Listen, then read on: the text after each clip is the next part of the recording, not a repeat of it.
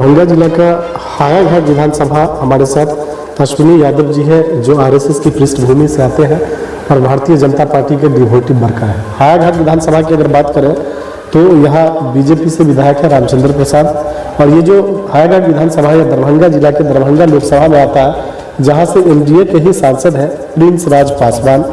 निश्चित तौर पर इन दोनों का क्या योगदान रहा इस लोकसभा विधानसभा में, उस पर चर्चा करेंगे। लेकिन सबसे पहले जानेंगे कि अश्विनी यादव जी जो आरएसएस की पृष्ठभूमि से हैं, बीजेपी ज्वाइन किए 2009 में, और काफ़ी कम समय में इनका जो राइजिंग पोजीशन रहा, कम समय में बहुत आगे तक आने का, उस पर चर्चा करेंगे, इनके बारे में जानेंगे। लेकिन सबसे पहले ये जानेंगे कि जो हायाघाट की आज भी मूलभूत समस्या है, क्या उसका समाधान हुआ। दोनों सांसद और विधायक एनडीए से हैं, बावजूद उसके आज भी इस इलाकों की स्थिति क्या है।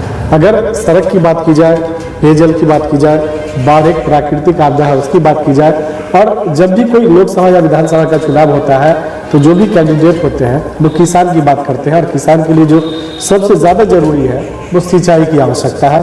शायद इस इलाके में आज भी देखने को नहीं मिलती है। बहुत स्वागत है अश्विनी यादव जी आपका हमारे चैनल पे। आपका जो ये हायाघाट विधानसभा क्षेत्र है, इस पर आज भी सबसे बड़ी और गंभीर समस्या क्या मानते हैं आप? हमारे हायाघाट विधानसभा में सबसे ज़्यादा समस्या सिंचाई का है, क्योंकि हायाघाट ने पूरे देश में 70% आबादी आज भी किसान पे डिपेंड है, खेती पे डिपेंड है, और हमारे हायाघाट विधानसभा में लगभग 75% आदमी जो है आज भी किसान पे डिपेंड है। और यहाँ सबसे बड़ी समस्या है कि जल संकट यहाँ बहुत बड़ा है। आपका सिंचाई का कोई सुविधा आज तक सरकार, देश आज़ाद हुए आज 75 वर्ष बीत गए, पर कोई भी सरकार जो है आज तक सिंचाई की व्यवस्था नहीं की है, जिससे समय पे किसान को पानी मुहैया नहीं होने के कारण फसल क्षति होती है, न फसल क्षति प्रोवाइड किया जाता है और न किसान के ऊपर सरकार का ध्यान रहता है। इसके कारण किसान बहुत ज़्यादा नाखुश है हमारे क्षेत्र। जो आपके अभी स्थानीय सांसद और विधायक हैं, इन दोनों का क्या योगदान रहा? और हमारे लोकसभा के सांसद प्रिंस पासवान जी हैं, वो क्षेत्र में बहुत कम रहते, नहीं के बराबर। इन दोनों का योगदान आपके इलाके में, आपके विधानसभा में सांसद विधायक का? चूँकि प्रिंस राज जी का योगदान नगण्य है हमारे क्षेत्र में जी, वो हमारे क्षेत्र में कभी आते भी नहीं हैं।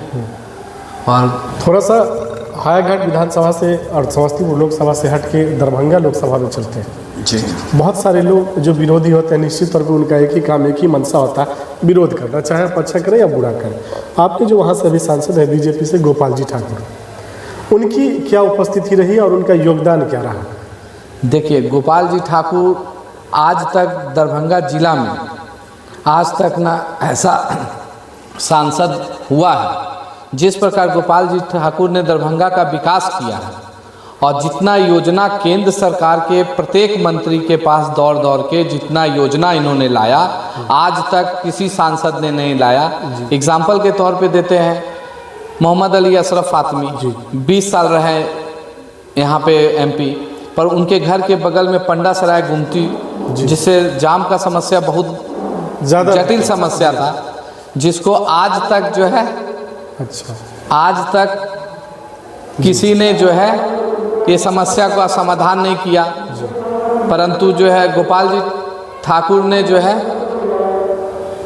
नितिन गडकरी जी से जितना भी दरभंगा शहर का गुमती है, गुमती वाइज फंड जो बिहार गवर्नमेंट को देना चाहिए था, बिहार गवर्नमेंट दरभंगा जिला में नहीं दे रही थी, तो उसके लिए सीएसआर फंड से 2% सीएसआर फंड होता है, उस फंड को भी जो है कानून को बदल के, नितिन गडकरी जी कहें इनको, और इसके चलते कानून बदला गया और वो सीएसआर फंड जो है आपको बिहार सरकार की भी पैसा को दिया गया, और गुमती वाइज दरभंगा जिला में प्रत्येक गुमती वाइज जो है टेंडर होने का काम किया, जो पहले कभी नहीं हुआ था।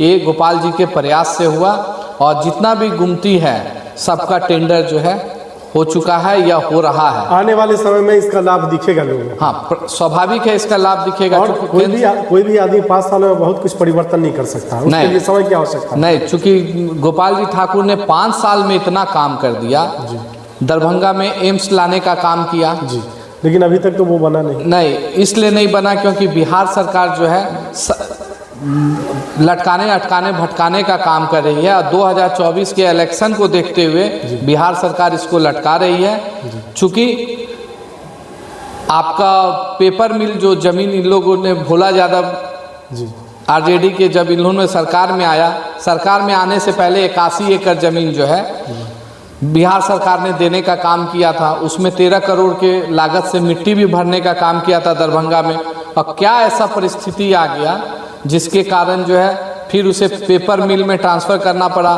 फिर वहाँ से शोभन किया गया जहाँ लगभग 30 फीट गड्ढा है।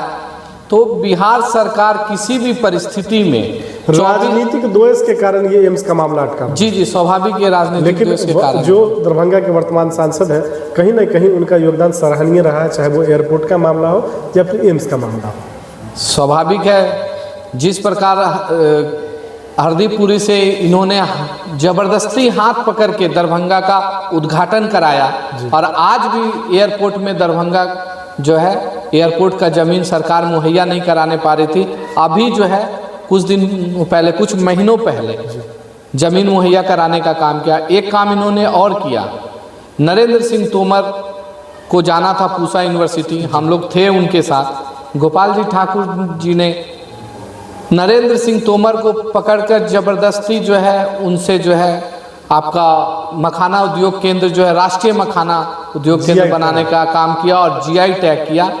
और हमारे प्रधानमंत्री नरेंद्र मोदी जी ने 10,000 करोड़ मखाना को उत्थान के लिए दिया। तो कहीं ना कहीं इनका योगदान रहा, सराहनीय योगदान रहा। जो 2025 का विधानसभा चुनाव है उसमें आपकी यहाँ से प्रबल दावेदारी है। चूँकि मेरी आपसे पहली मुलाकात है और ये आम लोग कह रहे हैं, जो वोटर हैं, जो जनता है, ये कह रही है कि इनके जैसे लोगों को आना चाहिए। तो निश्चित तौर पे जब हम लोगों ने भी देखा तो एक बात तो समझ में आई कि जो जिम्मेदारी सांसद और विधायक को उठानी चाहिए शायद वो नहीं उठा पाए, और कहीं ना कहीं आपका योगदान रहा, चाहे वो वर्करों के बीच हो, आम लोगों के बीच हो, आपकी उपस्थिति रही है। तो क्या 2025 में आपकी दावेदारी हायाघाट से रहेगी? स्वाभाविक है, प्रयास कर रहे हैं और दावेदारी हायाघाट से रहेगी।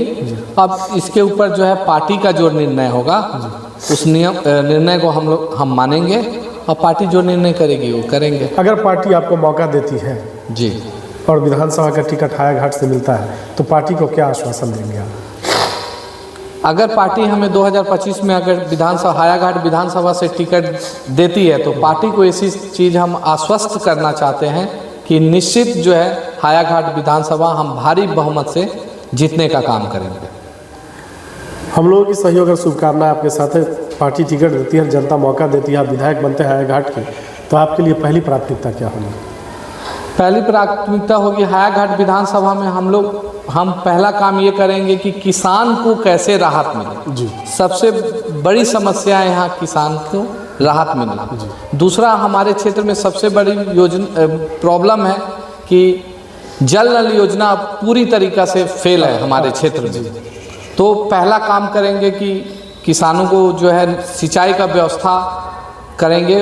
उसके बाद जल नल योजना जो फेल है, पहली प्राथमिकता होगी कि जल नल योजना हम ठीक करें, पेयजल की व्यवस्था करें। पेयजल की आपकी प्राथमिकता है। जी।